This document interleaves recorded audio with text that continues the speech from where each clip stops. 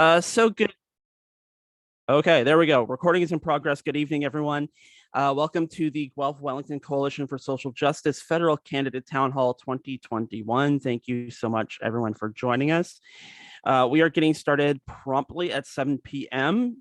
Because we are broadcasting out live on CFRU Community Radio at 93.3 FM. Sorry, I volunteered at CFRU, so I must also do my part to promote our campus and community radio station. My name's Adam A. Donaldson. I almost literally forgot my name for a minute, so we're off to a good start. Adam A. Donaldson. I'm the publisher and reporter for Guelph Politico. I'm the co-host and co-producer of Open Sources Guelph here on CFRU, and I'm the City Hall columnist for Guelph Today. Thank you so much, everyone, for joining us. Because these are the days of experiencing technical difficulties, we are waiting to be joined by one of our candidates who's having technical difficulties.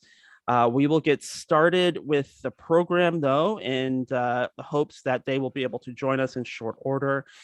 So first of all, obviously, given the content of tonight's debate and given what we've been trying to do in terms of recognizing greater responsibility and rectification in matters of social justice, we're going to start with a territorial acknowledgement. Tonight's event is held on the ancestral lands of the Haudenosaunee, Anishinaabe, and Attawandaron people. As well, it is the treaty land of the Mississaugas of the Credit. This land is rich with Indigenous history and has been cared for by many nations over the centuries. As settlers, we are reminded of this careful stewardship, and we offer our gratitude, acknowledging the land and the cultures who have lived here before us. In this territorial acknowledgement is only one tiny piece of the work that we as settlers need to do. This is a time to reflect on the historical and ongoing injustices that Canada's First Nations have suffered, learn about these rich cultures, and determine our own role in what to do about the healing. So as I said, I'm Adam A. Donaldson. Thank you again, everyone, for joining us tonight. We are pleased and proud to be able to have a speaker with us tonight who's going to give us a proper welcome. It is Chief Larry Salt. For those of you who don't know, Chief Salt is the former chief of the Mississaugas of the Credit and the former chief of the Association of Iroquois and Allied Indians in Southwestern Ontario, of which Six Nations was a founding member. He is known as and I did not come up with this term, get-her-done person. That is, I assume, Chief Salt's own classification for himself. He is known as a person who is prepared to do the heavy lifting. Chief Salt has over 25 years of leadership working with First Nations in Canada, Native American tribes in the US, the Inuit in the Arctic, the Maori of New Zealand, and the Aborigine in Australia. Throughout his career, he has been a key contributor in positions of leadership in politics, the private sector, and not-for-profit organizations. Chief Salt is the co-creator of Salt Mines, a business focused on the development of First Nations land by creating commercial innovations unique to First Nations communities. It is now a pleasure and an honor to introduce Chief Salt, and take it away, Chief Salt, when you're ready. Honey, good evening, everyone. I bring greetings this evening from the Mississaugas of the Credit First Nation. I want to say Chimigwich to the organizers for taking the time to host this virtual town hall. And I know that there's technical issues that come along with this. As well, I want to extend our heartfelt thanks to those candidates who put their names forward to represent the people of Guelph region. Good luck to you all. In keeping with First Nation customs and traditions, I wish to acknowledge all the peoples who, over time, have shared their territory with peoples of Canada. Like most small cities, Guelph was a small part of the vast extended territories shared by many Eastern woodland Indigenous nations. The lands that we walk on today in Southern Ontario were pristine gathering places where trade and social interaction took place. The GTA, Golden Horseshoe, Kitchener-Waterloo region, and more are the traditional homelands of the Mississauga. In the early days of contact, the colonial settlers saw the value of our traditional territories and the access it had to the Great Lakes. The settlers, through their colonial ways, entered into a treaty covenant with the Mississauga peoples who agreed to a request by the settlers for some land as a permanent settlement. At a time, there was a clear understanding of our people that the Creator placed us here as stewards, and I emphasize stewards of the land, the waters, and the environment. Everything on the land, in the air, and in the waters was for collective human sustenance, not ownership. Caring and sharing was the emphasis.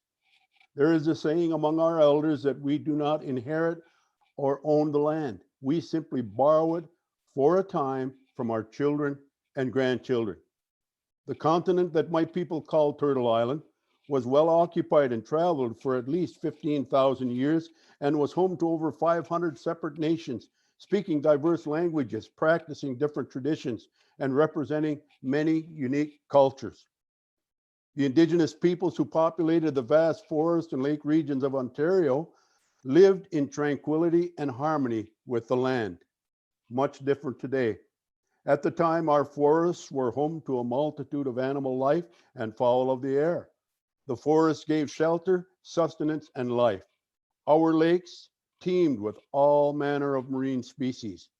Amidst all this abundance, in what is now called Ontario, the First Nations lived in a condition of security and well-being that was the envy of Europeans who first made contact with my people. When reports of the New World began to filter back to Europe, academics of that day were astounded to hear that people live in North America in harmony with the earth and at peace with their neighbors. It seemed impossible to a 15th century European that whole nations could exist with complicated social structures without the so-called essentials of civilization. Here on Turtle Island, we're socially sophisticated people engaged in trade and good governance without a written language, without books and libraries, without schools and universities, without civil and religious institutions, without kings, armies, police forces, magistrates, judges, or prisons, without coins, currency, or banks, without concepts of deeded land ownership, without factories, guilds, and poorhouses. Yet these First Nations maintained orderly social structures, interacted and traded with their neighbors, raised their young, honored their old, in short, clothed, fed, sheltered, and doctored themselves without taxes or organized enforcement agencies to ensure adherence to the rules. Today, we are living in a time where the government of Canada is beginning to collaborate with First Nations to develop a plan for long-term sustainable solutions. Those of you who are presently seeking office in the House of Commons will no doubt be a part of these present-day collaborations. The time is ripe to seek the wisdom of Indigenous peoples who have maintained an abiding sustainable relationship with the land, hearkening back to that proverb that we do not inherit or own the land, but rather borrow its use from our children and our grandchildren. I would like you to consider why a simple collaboration between First Nation peoples and the dominant society is so hard to achieve. Indigenous people see themselves from within or interconnected within existence. They do not gaze down upon it from above.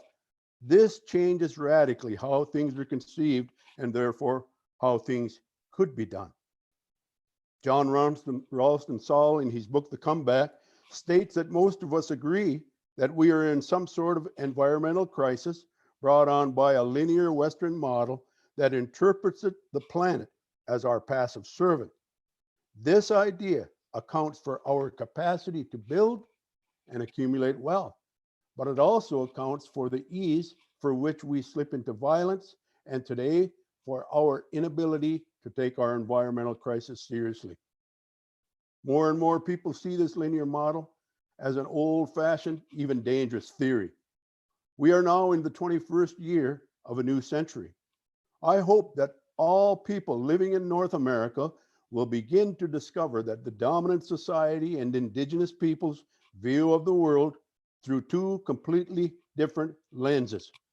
The dominant culture continues to assume that their lens is superior to Indigenous worldview and believe that Indigenous people through education and economic development will want to adapt Western ways.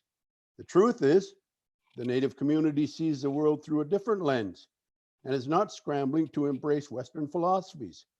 There is no doubt that we're happy to borrow all the technologies that are available, but we want to use them through traditional lenses. We don't want to negotiate based on selfishness. We want to frame the future and build institutions that harness people's natural longing to do good. Is there a light at the end of the tunnel? I can say unequivocally, yes.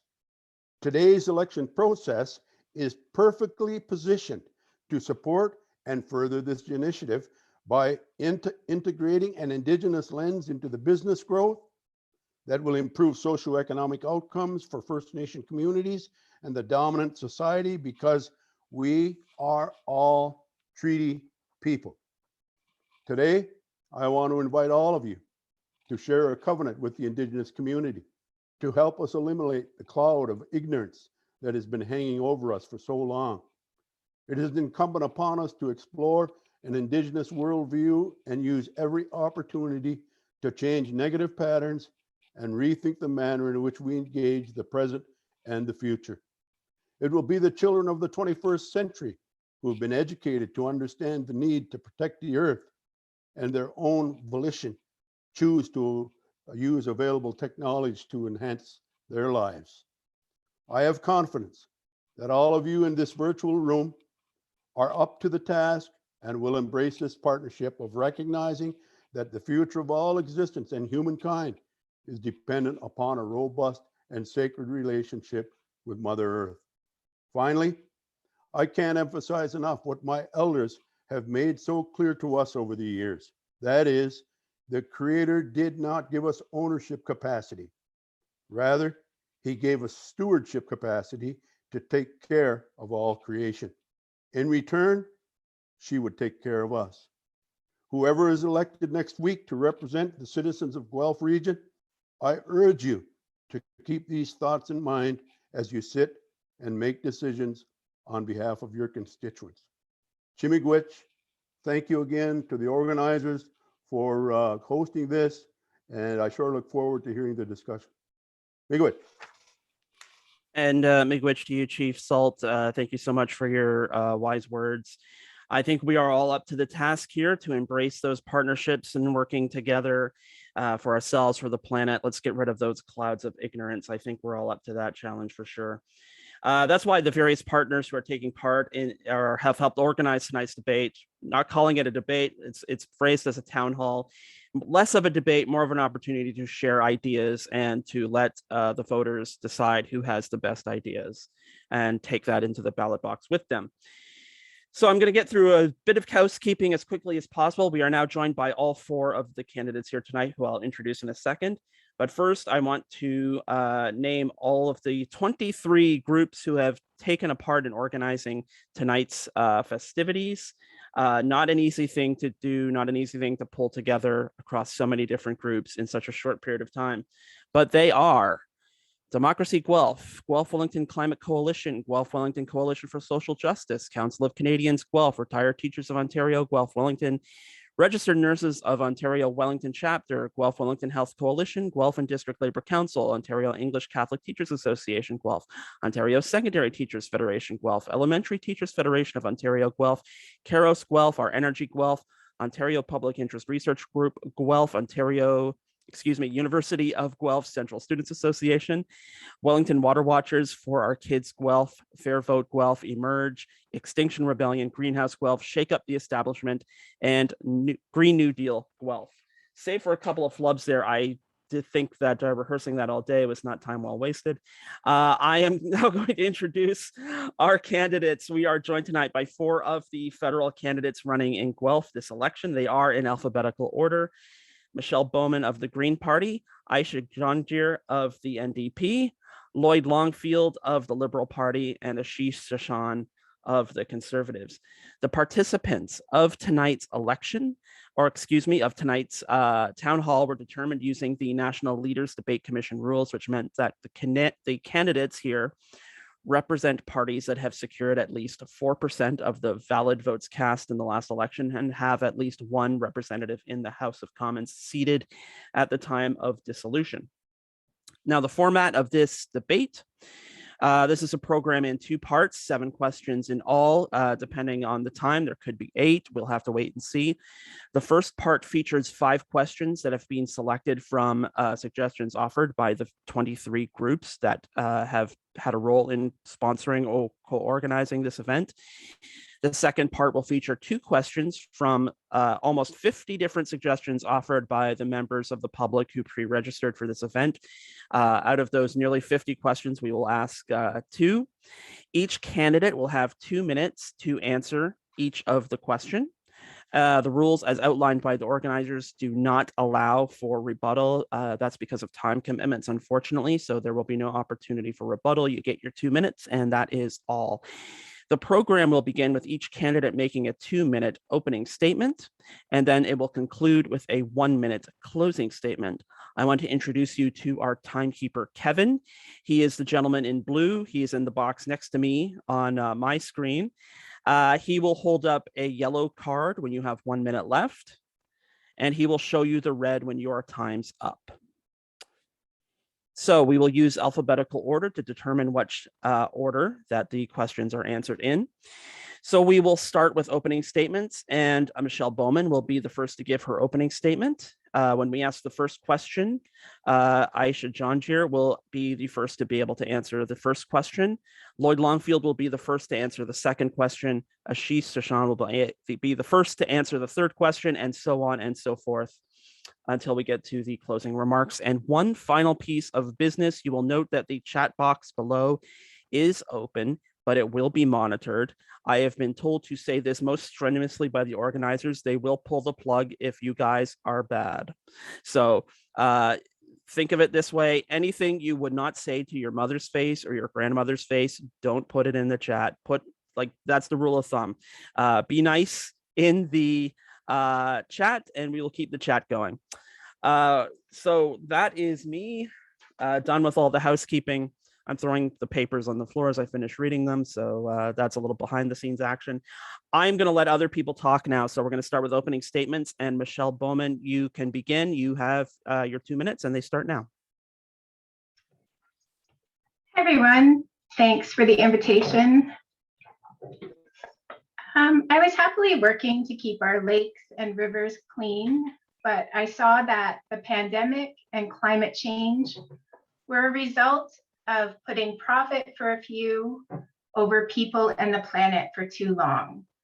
Right now, we have a once-in-a-lifetime opportunity to tackle the climate crisis while capitalizing on the enormous potential of a new green economy. The pandemic also highlighted how we're failing many people in our society. Seniors died of neglect in long-term care homes and in heat waves. The education and mental health of our children is deteriorating, and people of all stripes lost their livelihoods and even lives. These struggles are leading to increasing racism and increasing hate in our society. I believe the pandemic was a wake-up call we needed. Canada wants and deserves better governance, and I think it's going to take average people like you and me becoming more involved in politics to stand up for things we believe in, a better electoral system, putting people and planet over profit, and mending our social security net. So that's why I'm running to be your next elected representative. Thank you, Michelle. And Aisha, you are next, and your 2 minutes start now. Good evening, my friends. Which issues matter the most in this election? Each of us will have answered this question a bit differently. However, at its core, politics is about social justice.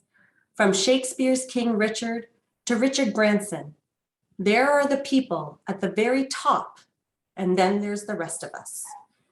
Canada's NDP is in the vanguard of the struggle for social justice and human rights. The NDP has always been in the vanguard, and we are fighting for head-to-toe healthcare, for Indigenous rights, and for the rights of the LGBTQ2S+ community. Today, we recognize that the industrial economy has put the planet itself at risk. We need transformational change. As Naomi Klein wrote, the climate crisis changes everything. Mr. Trudeau is promising to reduce Canada's greenhouse gas emissions, but those emissions have increased throughout his 6 years in office. Should we reward his government for failing? Mr. Trudeau wants you to vote Liberal again as a strategic choice. If you fall for that trick, it's going to cost you. If you think you're going to get Pharmacare or affordable childcare or action on the climate crisis, you're going to be disappointed again. We've been disappointed by Liberals and Conservatives far too many times. Throughout these difficult months of the pandemic, holding the balance of power in Ottawa, Jagmeet Singh and the New Democrats have shown how much we can accomplish. Now it's time for a government that works for Canadians, a government that we can take pride in. We are ready for better. My name is Aisha Jahangir, and I'm asking for your vote on September 20th. Thank you. Thank you very much. And Lloyd Longfield, you are the next, and you have the floor for 2 minutes.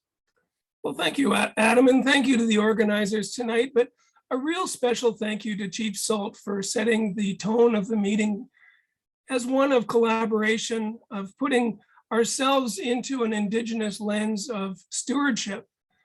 And it really resonates with me, Chief. We can't do anything without working together. We can only do limited things unless we work together. I've always had a focus on triple bottom line in the work that I've done.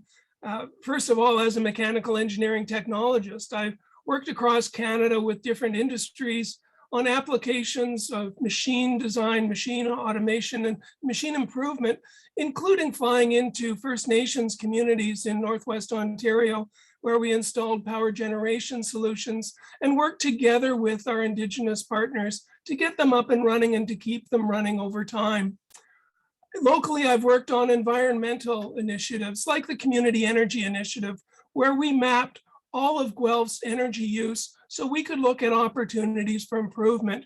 Also on the Sustainable Solutions for Guelph, implementing United Nations Sustainable Development Goals with the local business community. And on different committees of City Hall, whether it's water management, solid waste management, or the future of our community itself. And on social justice, I was a co-founder of the Guelph Wellington Poverty Elimination Task Force. That task force has been a grassroots organization that has done amazing work in helping the vulnerable in our community. Now, as a member of Parliament, I work to try to tie that together with our community, with national initiatives, as well as with Indigenous knowledge. So thank you, Chief Salt, for being with us tonight and for spending the time to stay with us. Thank you, Lloyd. And Ashish, Sachan, you get the last word on opening statements. Thank you, Chief Salt, for your opening remarks. And thank you, Adam. Good to see you again today. So thank you for moderating the debate here. And so good evening, and thank you so much, everyone, for inviting me tonight. It's a real pleasure to be with you all today. My name is Dr. Ashish Sachan, and my family and I have been proud Guelph residents for almost 8 years now. I'm a first-generation immigrant, a toxicologist, and a very proud Canadian. My team and I have been humbled by the support we have received all across this wonderful city. I'm so proud to be sharing a positive conservative message, and I'm very thankful for all the confidence that I have received from our fellow citizens in Guelph.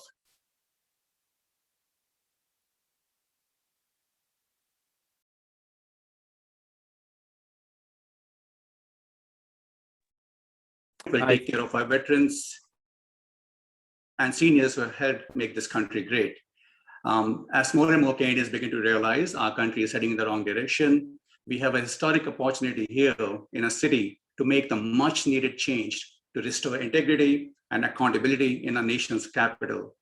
Powerful voices like the former Liberal MP Jody Wilson-Raybould and Celine Cesar Chavez are just two examples of the strong Canadians who have realized that Justin Trudeau is not what he says he is. On Monday, September 20th, Guelph residents and Canadians will have a choice: more of the irresponsible, mismanaged, and scandal-plagued Liberal government, or the opportunity to start anew with a conservative government dedicated to securing the future for our families, our city, and our country. Thank you again for this opportunity, and I am looking forward to a discussion tonight.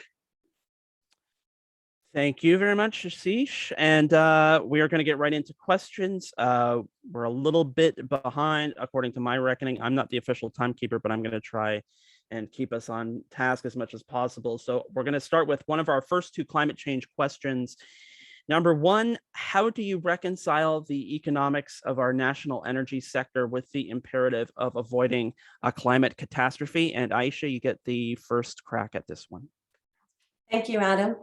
Canadian workers are worried about their place in the changing global economy.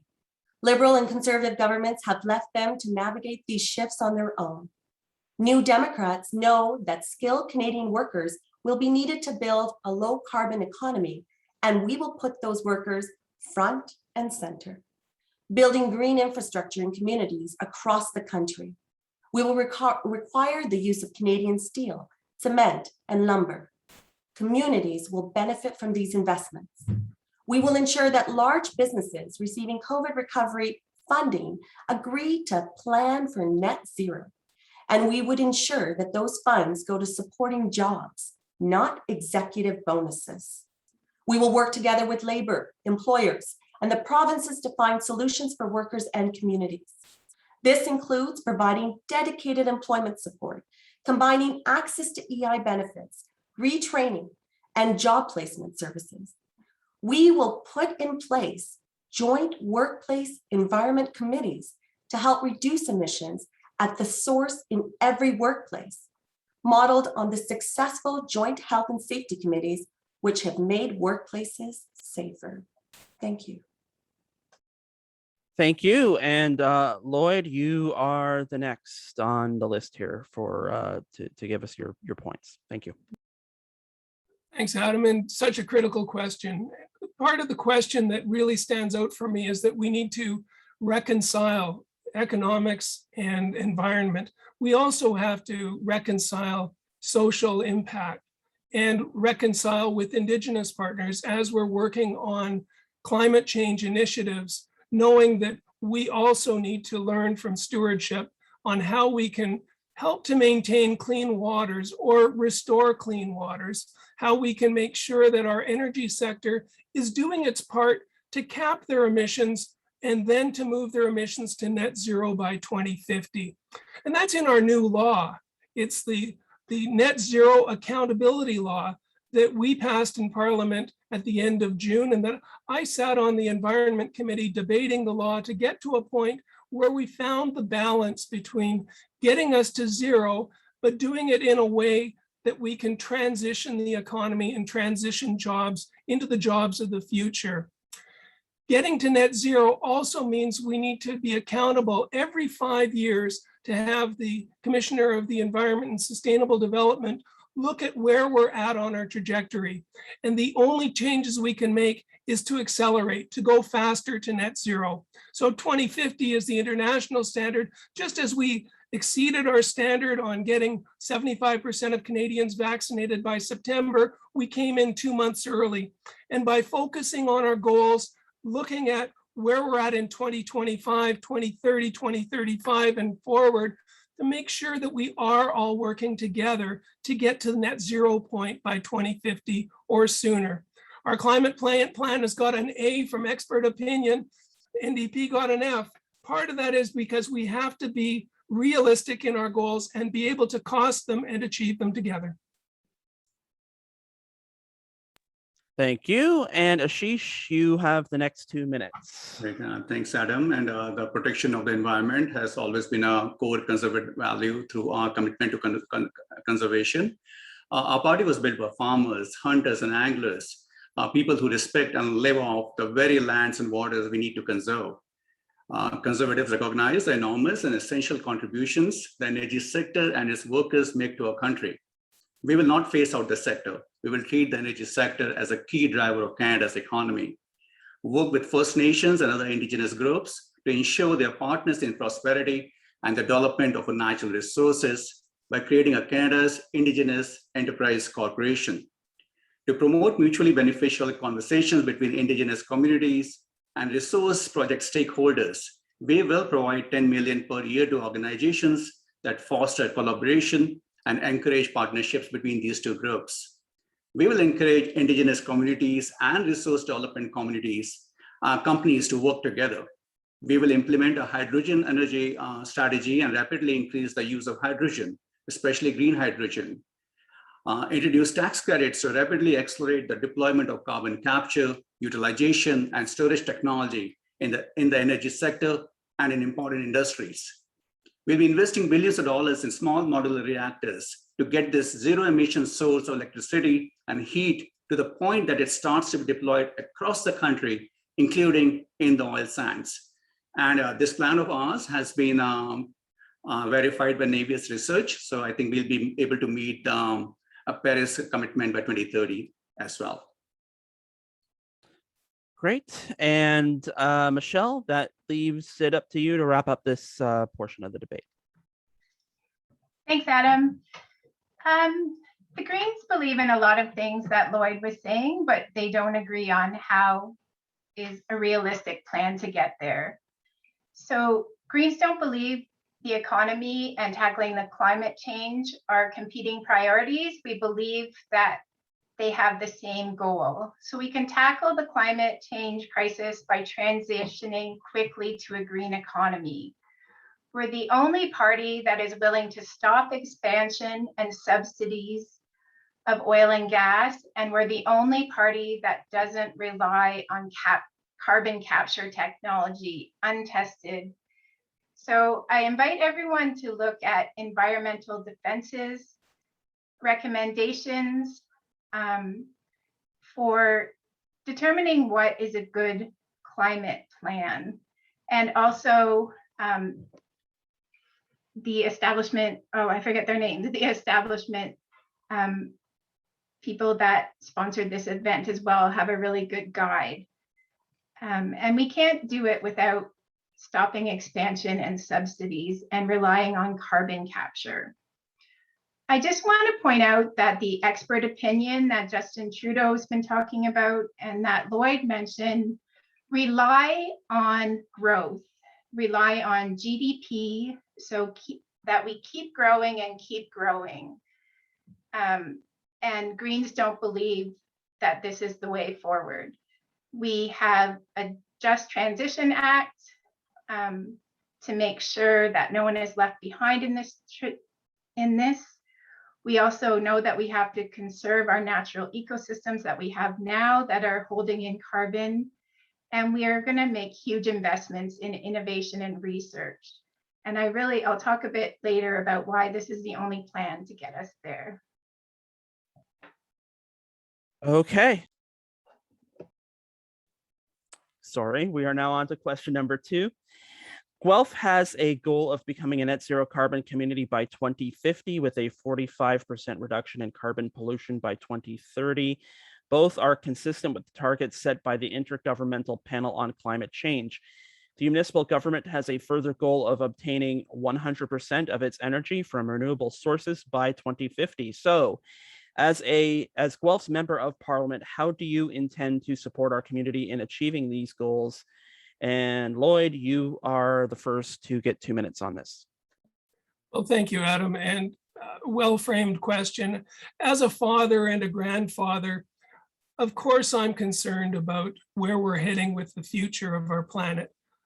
I grew up in Treaty 1 territory where Métis had a large influence on my outlook on the life, our connections to the land, our connections to the water around us. Getting to net zero really has to happen with a combined effort between municipalities, provinces and territories, indigenous communities, and with the federal government. Federal government, of course, has some powers that oversee the overall costs and directions, but then we need to develop the local solutions. So I want to continue to work on these local solutions. As I mentioned, working on the community energy initiative, we mapped all the use of energy in Guelph. One of the largest users was transportation. Well, we were just able to get federal money to get 30 electric buses in Guelph and upgrades to our transit station to include charging stations for those buses. We're increasing our active transportation network, federal money going into trails development to help city council with their decisions, knowing that they don't have to go to the tax base of the city, that we can, through the property taxes, we can use a broader tax base to invest in active transportation to help reduce our emissions on the transportation sector. Also working with deep home retrofit programs. And how can we work with city council on the new standards of buildings and the identification of the massive opportunity we have as a community to create jobs around investing in the better efficiency in our buildings, whether it's our municipal buildings or our residential, industrial, and commercial buildings. We have an $8 billion. I'm sorry, net Lloyd, zero that's the fund end of your drawn time. as well. 2 minutes goes fast. Thank you. It Adam. does go by fast. Ashish, your 2 minutes start now. Yeah, thanks, Adam. Canada's Conservatives will work with the provinces to implement an innovative national personal low carbon savings account. This will put price on carbon for consumers without a single penny going to the government. It will be completely transparent and engage consumers in the process of building a low carbon future. We will invest in public building transit projects that will put Canadians to work, cut commute times, and clean up the environment. We will go big on zero emissions vehicles by introducing a zero emissions vehicle mandate requiring 30% of light duty vehicles sold to be zero emissions by 2030. We'll be investing $1 billion in building out electric vehicle manufacturing in Canada, including investing in battery production, parts manufacturing, micro-mobility solutions, and electric trucks. We will work with provinces and municipalities to encourage the inclusion of a minimum number of EV charging spaces for new developments. We will introduce a renewable natural gas mandate requiring 15% of downstream consumption to be renewable by 2030. We will have a low carbon fuel standard. We will finalize and improve clean fuel regulations to reduce carbon emissions from every liter of gasoline we burn. We will also invest $5 billion in CCUS, that is carbon capture, utilization, and storage technologies. We will also invest in direct air capture, a promising technology that captures carbon dioxide from the air. We will have a national clean energy strategy that will strengthen Canada's grid and invest in hydrogen-powered future. Thank you very much. And Michelle, you get the next 2 minutes to answer the question. Thanks, Adam. I just wanted to comment first on the 45% reduction. If you look at the 2018 IPP special report, it says that to stay within 1.5 degrees warming, we have to reduce carbon emissions somewhere between 40 and 60%. So they don't know for sure. So the only safe bet is to go all the way to 60%. And that's why the Greens have the only plan that will for sure get us there. The other thing to consider is that that's a global average. So what the Liberals, NDP, and Conservatives are saying when they set these targets below 60% is that the 10% of people that are living on $2 a day will stay living on $2 a day up and beyond 2050. So as a rich country that emits lots of carbon, we need to do more than just the average IPPC. In addition, the latest report that just came out said things are worse than scientists expected. So we really need to go beyond these targets. With respect to municipalities, we want them to be more autonomous. We'll reduce their interest rates on infrastructure products, converts the gas tax to a municipal fund, double their funding, and invest $3.4 billion in public transportation. So these are all things that are going to help Guelph get to their goal, but Guelph's goal is the same as the Greens' goal. So we'll definitely do everything we can to help you get there. And like I said, we want municipalities to have more money to work with so they can be more autonomous and have solutions that work for their community. And Aisha, you bring us home on this question. New Democrats will set a target to power Canada with net zero electricity by 2030 and move to 100% non-emitting electricity by 2040. We will establish a Canadian climate bank to boost investment in renewable energy, energy efficiency, and low carbon technology. Meeting these goals in a way that respects local communities is essential. We'll support investments in innovative community-owned and operated clean energy projects. We will overhaul the process for reviewing major projects to ensure adequate time for public consultation, and we will provide funding to support Indigenous communities participating in these processes. Lloyd, I believe that you were sincerely committed to action on climate change. You got Guelph funding for planting 1,500 new trees, and you told us at the last debate that you promote hiking trails and bicycles. Those are good things. The problem is you don't seem to recognize that this is a global crisis. We can't tackle it just by planting trees around town. We need transformational change of our economy. Mr. Trudeau set up a carbon tax, but then he gave the biggest corporate polluters exemptions from it. And then he bought an oil pipeline with taxpayers' dollars. Our emissions are going up, not down. You can't set targets, but you can set targets, but you'll never reach them if you're running in the wrong direction. And oh, Ashish, your leader can't even convince his own party that climate change is real. Thank you very much. That brings us to an end for this climate change portion. We're going to move on to healthcare. And the question is, during the pandemic, there were 14,000 deaths in Canada's long-term care facilities, representing roughly 65% of the total number of COVID-19 deaths, mostly due to understaffing, incompetent private corporate admissions, and a lack of oversight. What national standards of care in long-term care are currently in place to mitigate these issues, and how will they be written as policy into a national healthcare transfer to the province? And Ashish, you get the first 2 minutes on this one. Yeah, thanks, Adam. As a country, we must never again be caught unprepared as we were when COVID hit last year. The Conservative government will make Canada more resilient, reduce the reliance on foreign countries like China, and take seriously a responsibility to protect the health of Canadians. COVID-19 has been devastating for Canada's seniors and has shown the failures of a long-term care system. With an aging population and Canadians living longer, we have had shortages of long-term care beds for years. COVID has shown how deadly these shortages can be. The Conservative government will have a plan to help seniors stay in their homes, improve the quality of long-term care, and maintain financial security for seniors by ensuring that their pensions are secure. We will help seniors stay in their homes and live with their kids. We will amend home accessibility tax credit by increasing the limit from $10,000 per dwelling to $10,000 per person.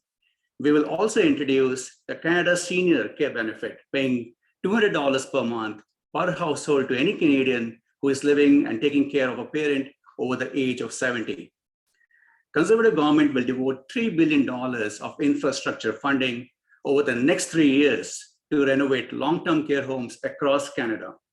We will be encouraging partnerships with private nonprofits that have historically provided a significant amount of long-term care. Regarding the health transfers, under Erin O'Toole-led government, Canada will be able to count on stable and predictable health and social program funding. It is critical for Canadians to have the confidence that these programs will be there when they need them the most. Thank you, Ashish.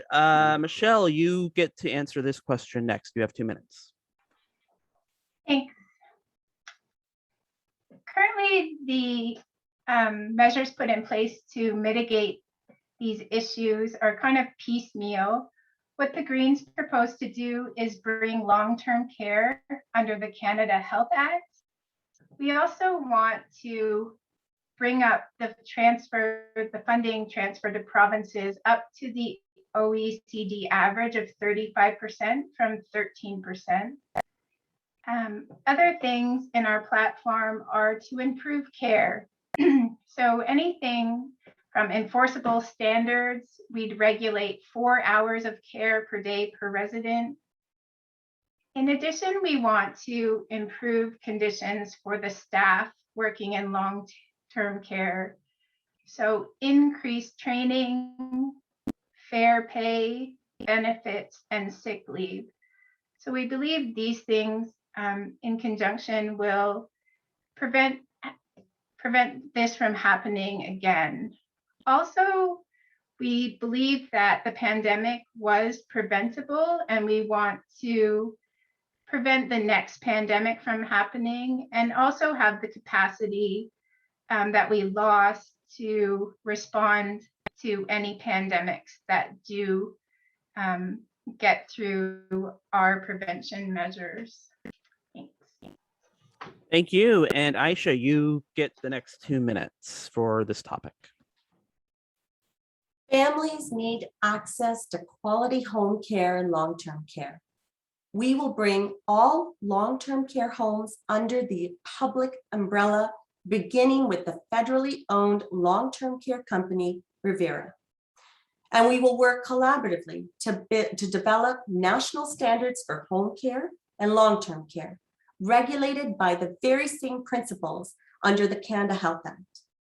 And while we're talking about long-term care, we must also consider this. How many people right now will not be able to afford long-term care because they're being bankrupted by the high cost of prescription drugs? People like Mike, who spoke to me in Exhibition Park last week, he's run up his credit $40,000 paying for his insulin and diabetic supplies. Canada is still the only developed country in the world that has national Medicare without covering drug costs. If France or Austria can have Pharmacare, then why can't Canada?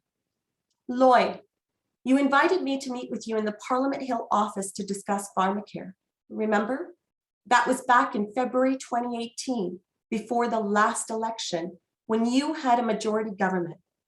You told me you were working on it.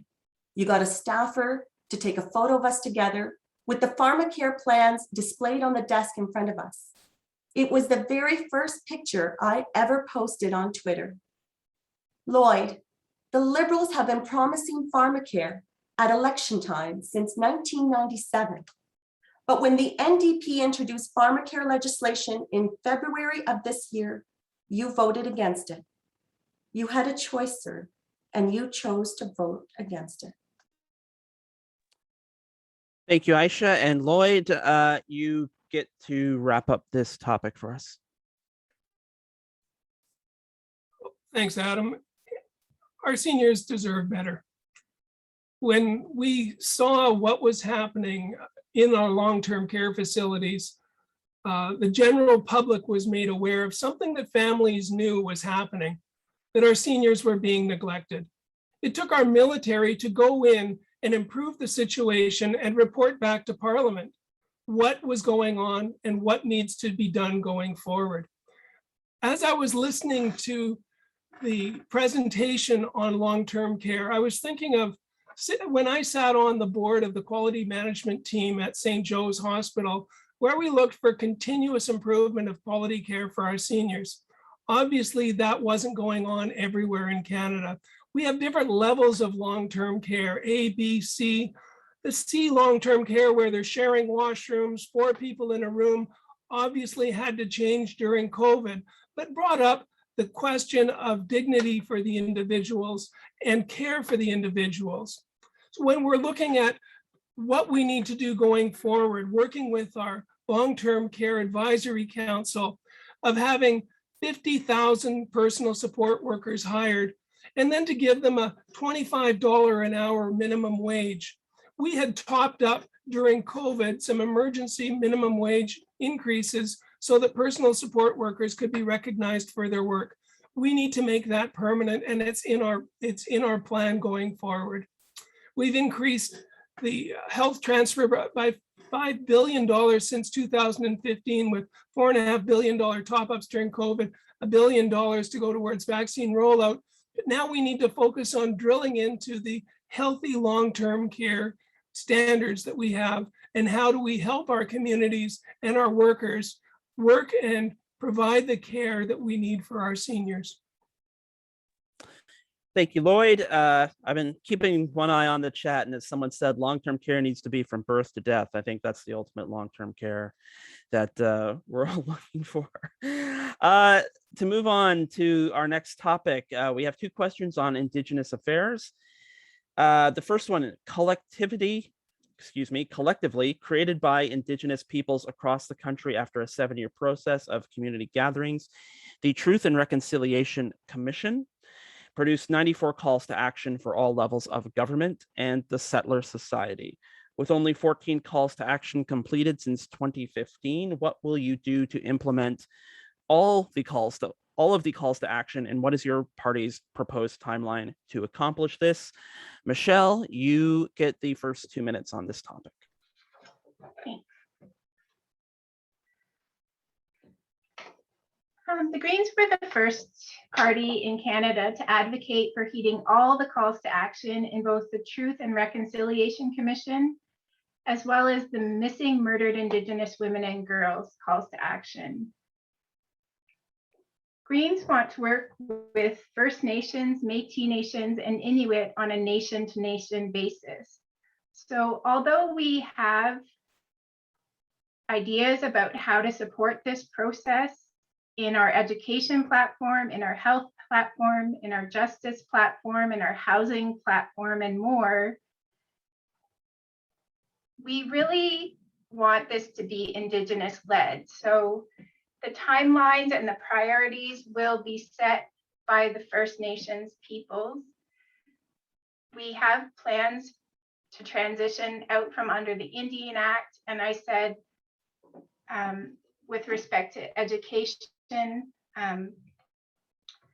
plans to make sure every Indigenous person has a good education, proper health care, reforms to racism in the justice system, and a housing plan that's compatible with votehousing.ca. But again, this will be Indigenous led, so we're offering up these supports, and we're ready to provide them if and when they're asked of us. Thank you, Michelle. And Aisha, you get the next 2 minutes on this topic. Thank you, Adam. The federal government should not be picking and choosing which Indigenous rights they will uphold and which ones they will ignore. The United Nations Declaration on the Rights of Indigenous Peoples is the framework for reconciliation. We will fully implement the TRC's 94 calls to action. We will work with Indigenous peoples to co-develop a national action plan for reconciliation to ensure that Canada's laws and policies are consistent with Canada's human rights commitments. We will replace mere consultation with a standard of free, prior, and informed consent for Indigenous communities affected by government policies, including for all decisions affecting constitutionally protected land rights like energy project reviews. Thank you, Aisha. And Lloyd, you get the next 2 minutes on this topic. Thank you, Adam. And we need to move faster on truth and reconciliation. I think that's something that most of us in the room could agree on. What we're looking at in our program, in our platform, is to create a center for the National Center for Truth and Reconciliation with core funding for operations so they can fulfill their mandate that's been issued to the Truth and Reconciliation Commission, and giving dedicated support for missing children and the work that we need to do in terms of the graves that have been discovered. But I do want to correct something within the question, that we've actually completed 18 of the calls to action, with about 45 that are underway significantly, that are under joint jurisdictional between federal, provincial, territorial, and Indigenous communities. The money that we've allocated starting in 2016, $8.4 billion, then another $3.4 billion, $5 billion, $4.5 billion, $5.9 billion. Budget 2021 had $18 billion towards the Truth and Reconciliation calls to action. That adds up to about $45 billion. So you work on what you're investing in, and we are investing in the calls to action and on the implementation of UNDRIP now that we've successfully got it through the House of Commons. So the National Action Plan and Strategy is working with Indigenous communities and Indigenous leaders so that we can together get to the point of reconciliation after facing the truth. Thank you, Lloyd. And Ashish, you get the last 2 minutes on this question. Oh, thank you, Adam. And so the Canada's Conservatives acknowledge the deep sorrow and the mourning that all Indigenous people and survivors of residential schools have experienced. Our hearts grieve for the Indigenous communities who are sharing in this trauma. And those discoveries are a somber reminder of the devastating and harmful effects that residential schools had and still have on many survivors today. Conservatives have called for a swift timeline and funding to deliver on the Truth and Reconciliation calls to action 71 to 76 involving missing children and providing healing to the families. That's all I have to say on that, Adam. Thank you very much. So our second question on the topic of Indigenous affairs. The unmarked graves of children found at residential schools this year was the first time that many Canadians were confronted with what Indigenous communities have known for a very long time. So what will you do to educate the public about the legacy of residential schools and to ensure that federal governments provide adequate support to residential school survivors? And Aisha, you get the first 2 minutes on this question. A vital part of reconciliation is acknowledging the harm caused by the residential schools. It's time to find every child and bring them home. We will fully fund the search for grave sites, as well as the reburial and protection of residential school cemeteries. We will work with survivors to establish memorials to those lost. In order for there to be reconciliation, New Democrats recognize that there must also be truth, accountability, and justice. We will require that churches and governments hand over any and all records that could be helpful in identifying the children. Mr. Longfield likes to tell us good news, stories about the government's progress in lifting boiled water advisories. But when we held a town hall meeting on this subject back in June, we heard a very different account from the First Nations people themselves. Mr. Longfield counts up the advisories lifted, but he doesn't talk about the new ones being imposed. And when he says an advisory has been lifted, he's only counting getting water piped to the community. In many cases, the local distribution system has failed. So there is still no drinkable water getting to people's homes. Mr. Longfield, were you listening when Charlie Angus and Nikki Ashton explained the realities in the House of Commons?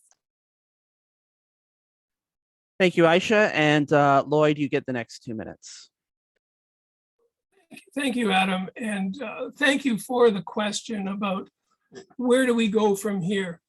I think we were all outraged when we heard about what was coming out of Kamloops in news to us, but not news to Indigenous people that knew that children hadn't returned home and that children had died at school, a place where they should have been safe, and instead they ended up in graves.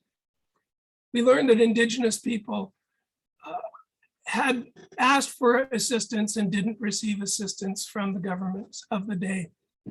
But when I was in Winnipeg going to school, junior high school, we had 6 students come down from Norway House that were transferred in from residential school systems and the difficulty they had in integrating because of language and culture is something that still sticks with me 50 years later. We have to confront the legacy of residential schools and systemic racism. What we're looking to do is to appoint a special interlocutor that will work with Indigenous communities, provincial and territorial governments, and with the federal government to develop the necessary legal and regulatory framework to advance justice. We've also passed an act representing the Indigenous, Métis, and Inuit children, families, and youth. It was passed in January 2020.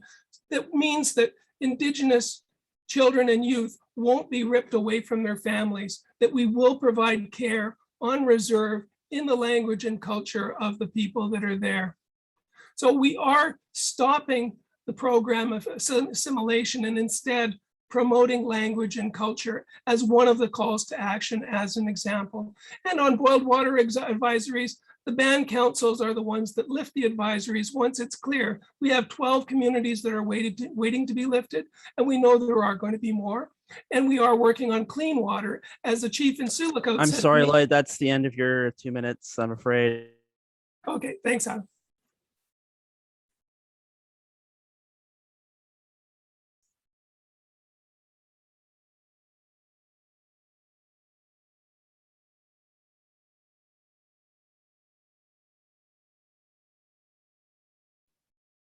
Adam's frozen.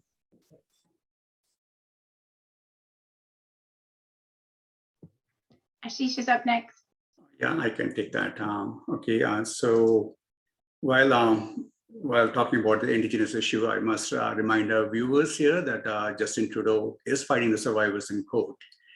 So getting back to the question, once again, our hearts grieve for the Indigenous communities who are sharing in this trauma. And the conservative government created the Truth and Reconciliation Commission as part of the 2007 Indian Residential School Settlement Agreement, which recognized that the Indian residential school system had a profoundly lasting and damaging impact on Indigenous culture, heritage, and language. We need to do the hard work of tackling issues which will improve the lives of Indigenous peoples across Canada. And those issues include providing First Nation people with clean drinking water and end boiled water advisories on reserves. We should also provide economic opportunities to support for education to our Indigenous people, provide Indigenous businesses better access to government procurement opportunities, and help end human trafficking rings that have abused Indigenous women and girls for decades. And we have to also provide mental health support to Indigenous communities.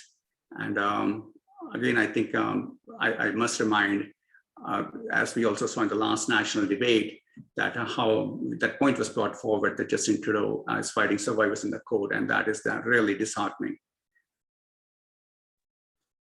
Thank you, Ashish. And Michelle, you are the last word on this topic.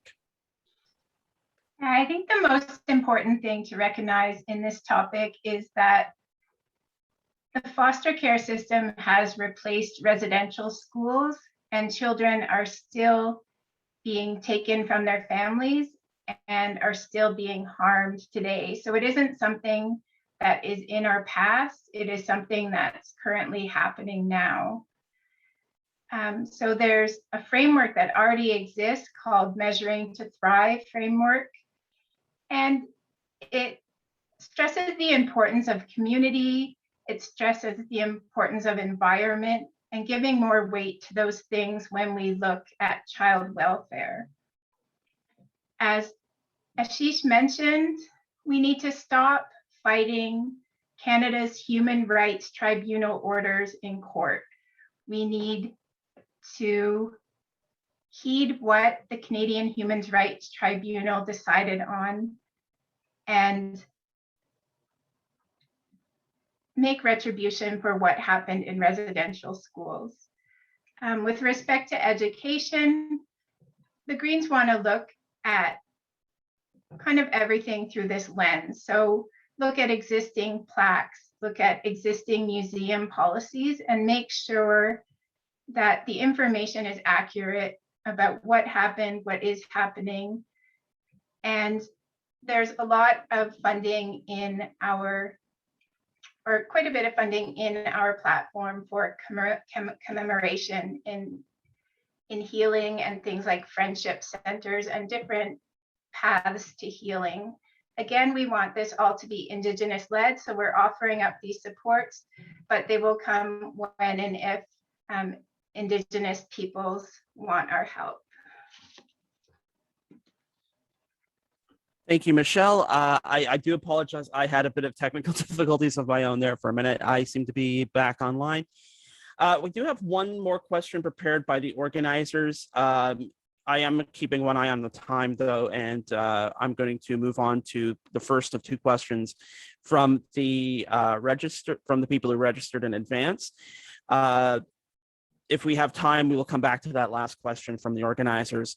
But for now, I'm going to move on to the second part of our debate, which are those questions from the floor. And the first one has to do with a topic Guelphites all know and love.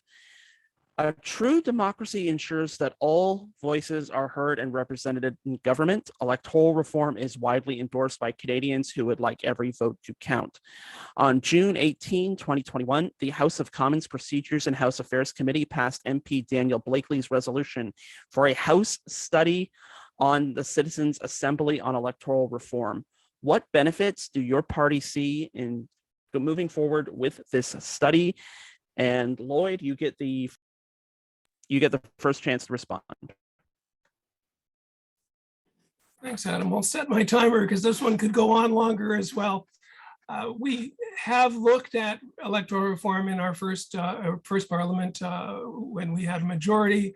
We gave up majority on the committee, and things went south from there.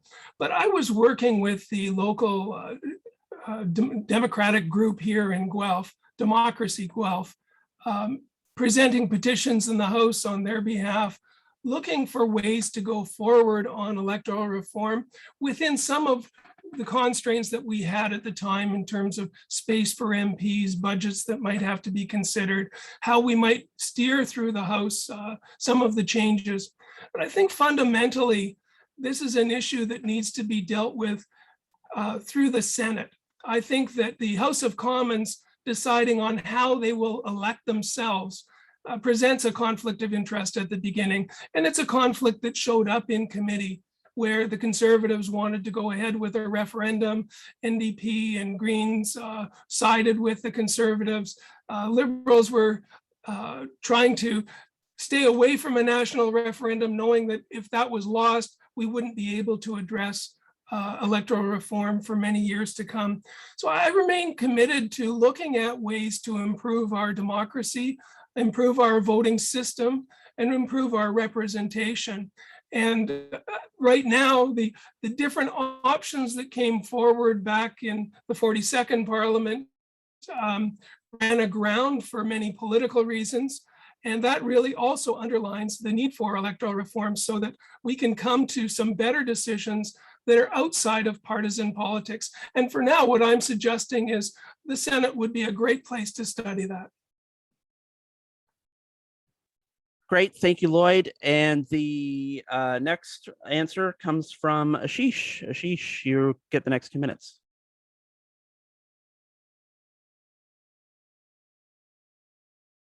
Ashish, you are muted still, if you can unmute. Okay, yeah, so although this issue is not a part of a party's current platform, I would be more than willing to hear the community's input once elected. That being said, the participation in the free elections is the essence of a democracy. The current system, which has been used throughout our country's history, has produced stable governments and gives direct accountability to individuals and politicians and voters in their ridings. However, it can mean that parties can achieve a majority in the parliament with 40% or less of the popular vote. And so we have to look into that as we move along in a democratic process. Great, thank you. And Michelle, you get the next 2 minutes to answer the question. Thanks, Adam. As was mentioned, there's an inherent conflict of interest letting politicians make decisions on the system that will elect them. So Greens will work hard to push for a citizens' assembly. Some of the things we'd like to see the Citizens Assembly consider, obviously, are modernizing the electoral system. The one we have is quite archaic. Also lowering the voting age to 16. So we feel if students in high school start thinking about politics, they'll be better citizens and better voters. So we have this starting in Guelph, we have the high school debate tomorrow, but actually letting them actually vote instead of pretend vote when they're 16. Other things that could be considered in a citizens assembly are online voting and mandatory voting. We think it's important that expert witnesses are brought into the citizens assembly. So the citizens will decide the final outcome, but we want them to be well informed with lots of expert witnesses involved. And the model that we like is one that was used in Ireland. It was very effective and led to lots of great things after democratic reform. This is long overdue. It's been promised for a long time. And this is, for me and for the Greens, something essential to moving things forward and having a better future and a better society in Canada. Thank you, Michelle. And Aisha, you get the last crack at this question. Thanks, Adam. Canadians deserve a fair voting system where every single vote counts. Election after election, too many Canadians feel that their vote doesn't count. Justin Trudeau and the Liberals promised an end to first past the post in 2015, and then backed away from that promise as soon as they won a majority. Electoral reform is about improving our politics, not winning the day in politics. Millions of Canadians feel their vote doesn't count and their voices aren't heard in Ottawa as a result. Jagmeet and the NDP are committed to electoral reform. It's time to stop talking about electoral reform and to take action to improve our democracy. New Democrats would bring in mixed member proportional representation that works for Canada, and we will do it in our first mandate in government. We also agree with the Greens that we should be lowering the voting age to 16. Thank you.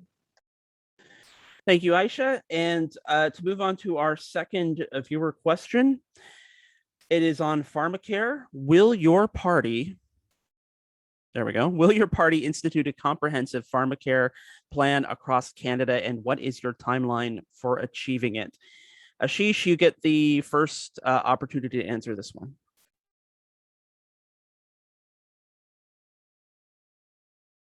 Sorry, Ashish, you are muted and we can't hear your delightful answer.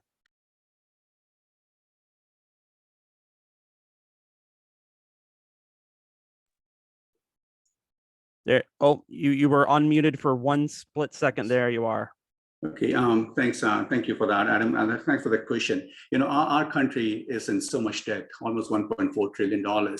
We would like to provide every person free healthcare, which is there, and free pharmacare as well. But I think we need to put our house in order first. And just like we were talking about universal income, where when we look into that, the minimum amount will be like $78 billion to start with. So I think once we take care of our debt, I think we can look into that. And I think it's a great plan once our house is in order and our deficits are balanced. Thank you, Ashish. And Michelle, you get the next opportunity to answer this question.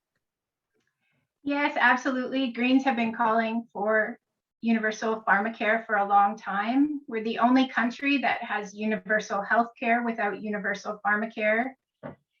If you can go to the doctor but can't afford medications, it's not very helpful. I'd just like to correct something or comment on something Ashish said, and that we think that it'll save money. So poor health is expensive. Letting big corporations set the prices on prescriptions is expensive. So this doesn't need to be a costly program.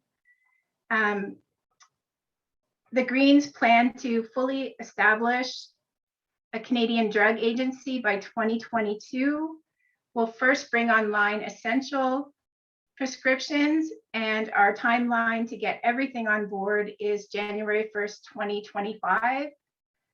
And again, a lot of these social programs are more expensive if you wait until after the problem occurs than if you fix them up front. So I want to stop that narrative of we can't afford it, we need to get our house in order first, we need to get the debt down first. Places like Medicine Hat, places like Portugal, these studies exist, these examples exist where you can do this and save money and save a lot of suffering as well. Thank you, Michelle. And Aisha, you get the next opportunity to answer this question. You have 2 minutes. The pandemic has shown all Canadians the importance of a strong public healthcare system. Now is the time to strengthen our Medicare. But people are still making impossible choices when it comes to paying for the prescriptions they need, rent or filling a prescription, cutting pills to make a bottle last longer, or skipping them altogether. The Liberal government keeps protecting a broken US-style system based on private insurance that deepens inequality and means more premiums, co-pays, and deductibles coming out of the family budget to pad insurance company profits. Trudeau's Liberals, and I mentioned this earlier, voted against universal pharmacare to protect big pharma's profits. We need quality prescription drug coverage for everyone, regardless of your job situation. A system where you just need your health card, not your credit card. Our plan will save families more than $500 a year, even if you already have insurance. Our plan will actually save $4.2 billion, and we'll use that money to give even better drug coverage to Canadians. The Parliamentary Budget Office calculates that Canada is losing $25 billion every year to tax havens. That's almost 3 million every hour. Mammoth corporations like Amazon are paying basically no corporate tax at all in Canada. Well, maybe at the gas pumps when they're filling up their vehicles, but that's about all. We will tax the ultra wealthy and tax the corporations that have made billions during the pandemic. We can balance the books. However, we're going to do it on the revenue side. Thank you, Aisha. And Lloyd, you are the last word on this question. Thanks, Adam. And of course, I'm 100% committed to us getting to universal pharmacare. When the Liberal government implemented the rare disease high cost drug strategy, we were able to roll that out through the provinces and territories, and locally in Guelph, I had some constituents in my office that had rare diseases that are now covered under the high cost rare disease drug program. We have rolled out universal pharmacare in Prince Edward Island and are working with the other provinces to come on board with the strategy we have to get to universal pharmacare. Unfortunately, the motion that was put forward in the House from the NDP ignored the provincial jurisdictional question, which is the key question in getting to universal pharmacare. We can't impose pharmacare from the federal level. We can provide funding, we can provide framework, but the actual picking up of what's on the formulary, what drugs are being covered, and how do we have a purchase program across Canada to be able to have a national procurement strategy around pharma. That's all something that needs to be worked on with provinces and territories, which is what we are doing with Dr. Eric Hoskins and his expert panel. So we are moving that direction. It's good to see Prince Edward Island picking up the cause, and it's good for us to see that as a trial market, similar to electoral reform. If provinces were able to pick up electoral reform rather than going full-blown national, it gives us a test market for us to look at what the best ideas are that we can bring forward federally. And we'll see that with Pharmacare going forward.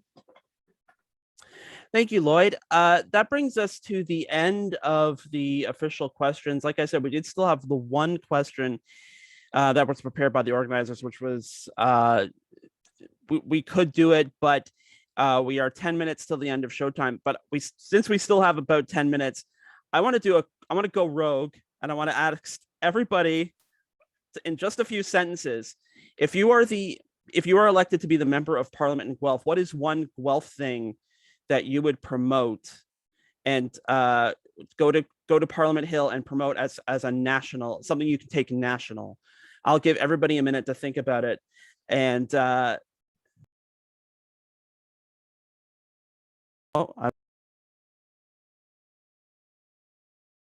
sorry about that. I got muted there. So I'll give everybody a minute to think about it. I'll once again say thanks to all of our co-sponsors and all of our organizers. Thanks to everyone in the chat. Everyone has been super respectful and super enthusiastic, and a lot of great back and forth.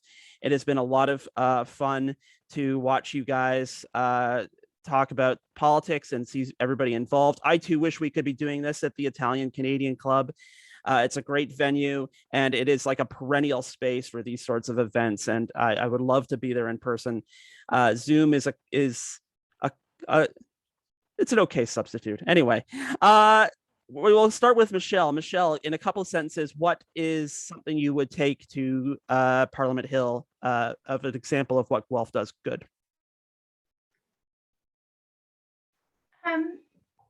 I misunderstood the question that you posed first, but what I would do for Guelph that I would hope that would go national is what I was hoping to talk about in the last question. And one full third of our platform talks about life with dignity. So guaranteed livable income, housing as a human right, childcare to post-secondary. We want to mend all the gaps in our social safety net in Guelph, and we want to bring that national and international. Great. And Aisha, what would you take from Guelph to Parliament Hill? Sorry. I'm loving this, Adam. Thank you. For me, what's really important, and one that is causing great stress, is the opioid crisis. We're dealing with drug poisoning that doesn't even respond to Narcan. People are dying, and what they need is treatment. We need more treatment. We need more rehabilitation beds. We need to treat addiction as an illness for what it is. For me, it's about saving lives. And a reason why I decided to even run in politics was to continue protecting the public.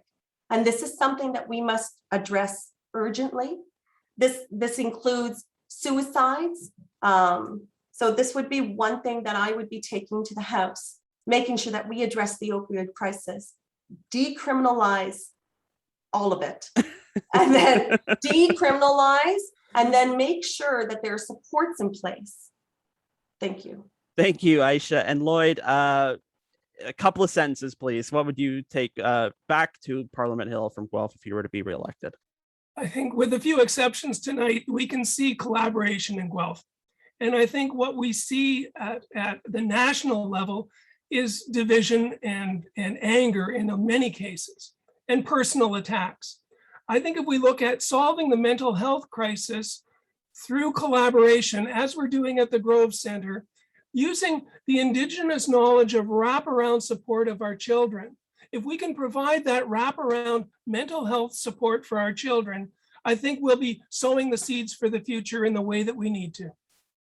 And Ashish, what you know the question? What would you take to Ottawa from Guelph? Yeah, I will answer this question based upon my experiences on the thousands of doors I have been on, and the one issue that has always come up very frequently was the mental health. And so I have heard very emotional stories, moms losing their kids and kids losing their parents. So that has been one of the things which I think really needs attention in Guelph. And our party has a plan for the mental health action plan. I think I'll sincerely work in that regard. Great. Well, that brings us to the going rogue portion of the town hall tonight. So we now return to the regular program, which are the closing remarks. And Aisha, you get to be the first to deliver your closing remarks. You get 1 minute, please. Thank you, Adam.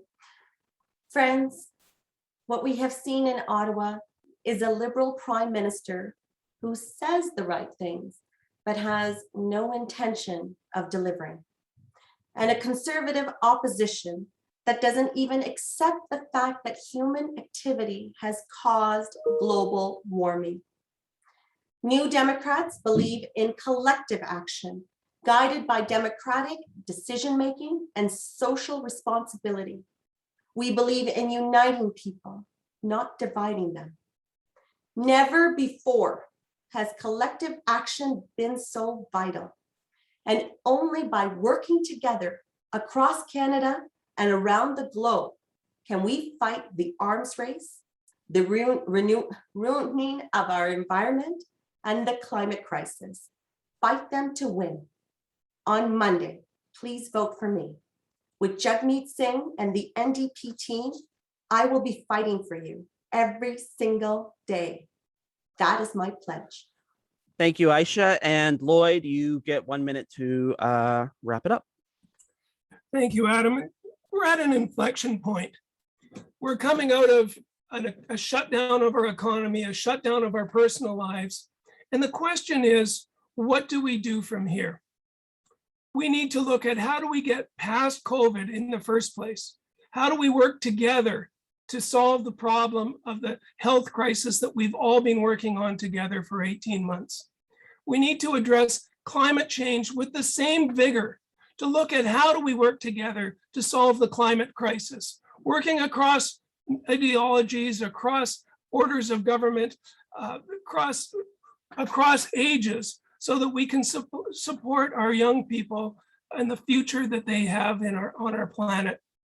And then we need to look at the economic renewal, facing the green jobs opportunities that we have. How do we work together to establish a new way of looking out for each other, a new way of looking out for our planet, and a new way of having economic success? Sorry, Lloyd, I'm afraid that is your minute. I'm finished. Thanks, Adam. Okay, good. You were going to tell me that any. It could have. Ashish, you get 1 minute to make your last argument for tonight. Okay, thank you, Chief Salt, again, and thank you, Adam, for moderating the debate here. And so this election is a choice between a positive conservative vision to deliver jobs for all Canadians and to restore proper management of public finances. This election is how we get Canada back on its feet and rebuild our economy, our jobs, and our way of life, and as we recover from this pandemic. Erin O'Toole and Canada's Conservatives are the only alternative to secure the future, restore competence, transparency, and accountability to government, protect the environment, and ensure Canada is never unprepared for crisis of this magnitude again. Should I have the honor to serve you as a member of Parliament, I will dedicate my time in Ottawa to work honestly and with integrity to truly represent the interests, concerns, and values of a city and its citizens. With this, I thank you and God bless.